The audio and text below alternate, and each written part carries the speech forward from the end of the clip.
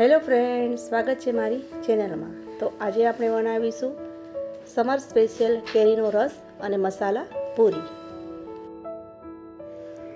અમારે અહીં સૌરાષ્ટ્રમાં કેસર કેરી ખૂબ સારા પ્રમાણમાં અને સારી મળે છે। કેસર કેરી ખાવામાં પણ ખૂબ જ મીઠી હોય છે, તેનો કેસરી રસ પણ સરસ નીકળે છે। તો સૌપ્રથમ આપણે પહેલાં કાઢીશું કેસર કેરીનો રસ।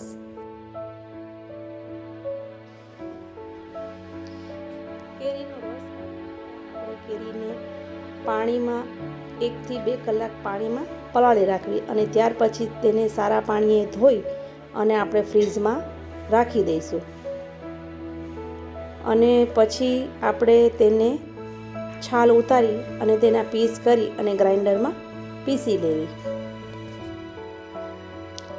હવે આ કેરીની છાલ ઉતરી ગઈ છે, તો આપણે તેના પીસ કરી અને ગ્રાઇન્ડરમાં પીસી લઈશું। આ કેરીમાં મેં કોઈ કલર પણ એડ નથી કરેલો, સાથે ખાંડ પણ નથી એડ કરેલી અને નેચરલ કેરીનો રસ છે। જરૂર હોય તો આપણે બરફ નાખો, જેથી કરીને કેરીનો રસ છે તે ઠંડો થઈ જાય।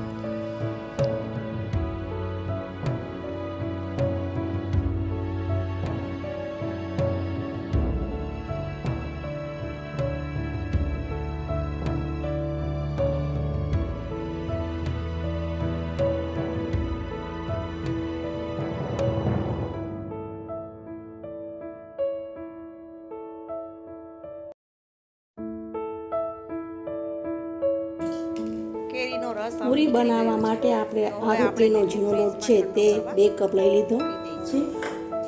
હવે આપણે તેમાં 2 કપ જેટલી સૂજીનો લોટ એડ કરી દઈશું, જેથી કરીને આપણી પૂરી છે તે સરસ ક્રિસ્પી બને। હવે તેમાં હળદર, લાલ મરચું પાવડર, સ્વાદ પ્રમાણે મીઠું અને મોણ એડ કરી દઈશું।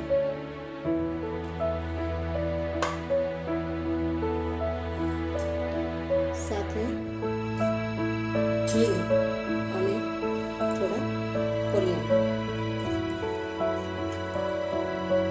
આ બધું સરસ આપણે હલાવી લઈશું, એટલે જેથી કરીને પૂરી છે આપણી સરસ ક્રિસ્પી બને।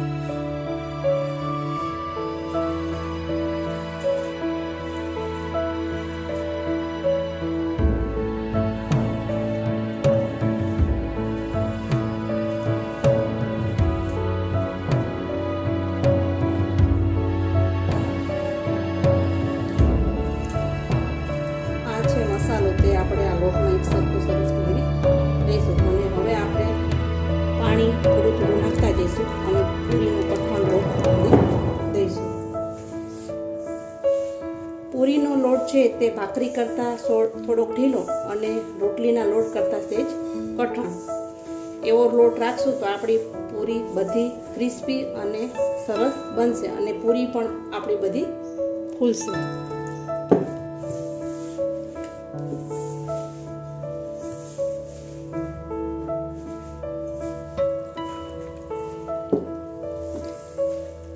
થોડું થોડું પાણી નાખતું જાઓ અને આપણે ઘઉંનો લોટ છે આ ઝીણો તે બાંધતો જાઓ।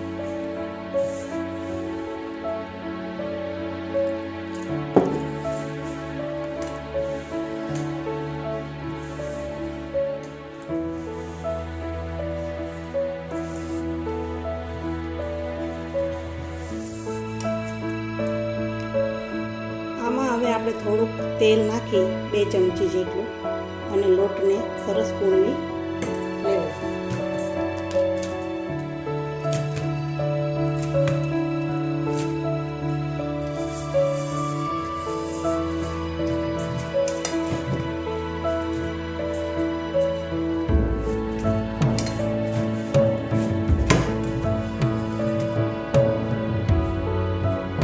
આવો લોટ આપણે તૈયાર કરો।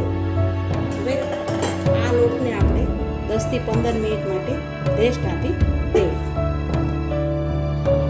હવે આ લોટને આપણે 10 થી 15 મિનિટ થઈ ગઈ છે। હવે આપણે તેના પૂરીના લોહા પાડી લઈશું.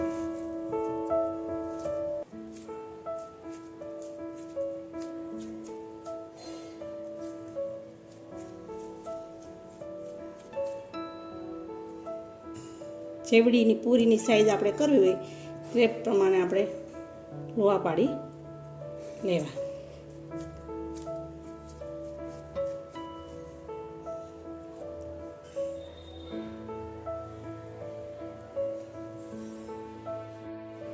આ બધા લોહા પડી ગયા છે. તો હવે આને હાથમાં લઈ અને આપણે આમ ગોળ ગોળ કરશું, જેથી કરીને આપણી પૂરી છે તે ગોળ બને.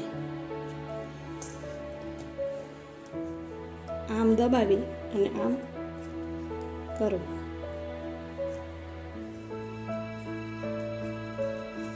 આવી રીતે આપણે બધા લોયા ગોળ કરી લઈશું.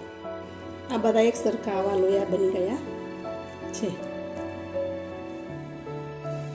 આપણે આ પાટલી વેલણ છે તેમાં થોડું થોડું આવી રીતના તેલવાળો હાથ કરી અને આમ લગાવી દઈશું, જેથી કરીને આપણી પૂરી છે તે પાટલી વેલણમાં ચોટે નહીં.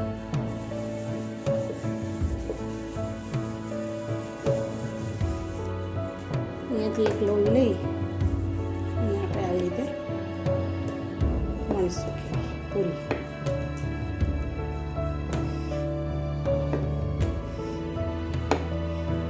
એટલી ઠીક રાખી અને આમ વણી લેવું.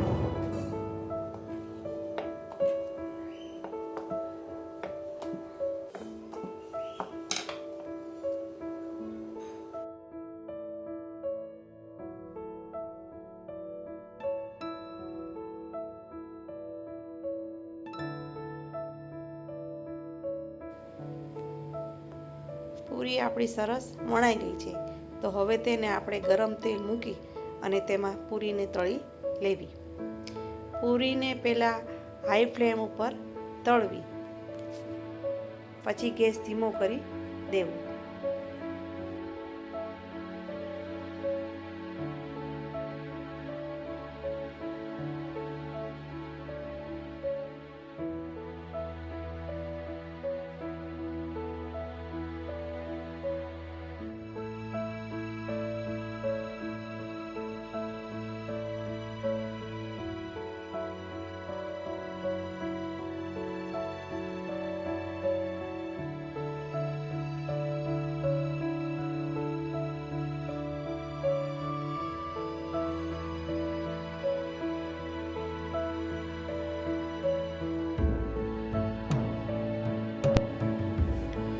પૂરી આપણી સરસ તળાઈને દડા થાય છે અને બધી પૂરી આવી રીતે ફૂલે છે. આ રવો નાખવાથી પણ પૂરી ક્રિસ્પી બને છે અને પૂરી ફૂલે પણ છે. તો હવે તૈયાર છે આપણી કેરીના રસ સાથે ખાવાની પૂરી.